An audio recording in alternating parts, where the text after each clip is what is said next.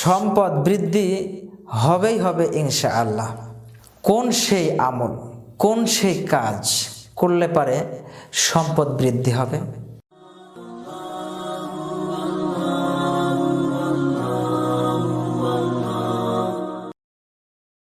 আসুন আমরা নবীজি সাল্লাল্লাহু আলাইহি সাল্লামের হাদিসের থেকে জেনে নিই।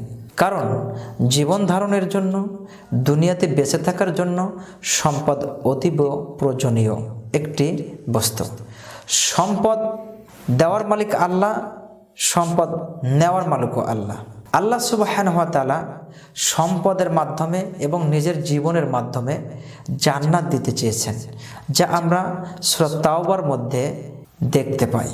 আল্লাহ সুবহানাহু ওয়া তাআলা বলেছেন, ইন্নাল্লাহা আশতারা মিনাল মুমিনিনা আনফুসাহুম ওয়া আমওয়ালাহুম। আমি মুমিনদের কাছ থেকে ক্রয় করে নিয়েছি কি? তার জীবন এবং তার মালকে। কিসের বিনিময়ে? বি আন্না লাহুমুল জান্নাহ, জান্নাতের বিনিময়ে। তাহলে মালের গুরুত্ব অপরিসীম। মাল আল্লাহ দেন, আবার সেই আল্লাহ এই মালের বিনিময়ে জান্নাতটা আমাদের কাছে বিক্রি করে দেবেন। তো আসুন আমরা জানব এই মালটা কোন আমল করলে, কোন কাজ করলে আল্লাহ সুবহানাহু ওয়া তাআলা বৃদ্ধি করে দিবেন। আল্লাহ সুবহানাহু ওয়া তাআলা রাস্তায় যদি মাল সদকা করা হয়, দান করা হয়, তাহলে আল্লাহ সুবহানাহু ওয়া তাআলা সম্পদকে বৃদ্ধি করে দেন। আল্লাহ সুবহানাহু ওয়া তাআলা তিনি বলেছেন, ওয়ায়ুরবিস সাদাকাত, আমি মালকে বৃদ্ধি করে দিই দান করার দ্বারা। তাহলে দান করলে মাল বাড়ে। আবু হুরায়রা রাদিয়াল্লাহু তাআলা আনহু তিনি বলেন, রাসূল সাল্লাল্লাহু আলাইহি ওয়াসাল্লাম বলেছেন, মা নাকাসা সাদাকাতু মিন মাল। মাল দান করলে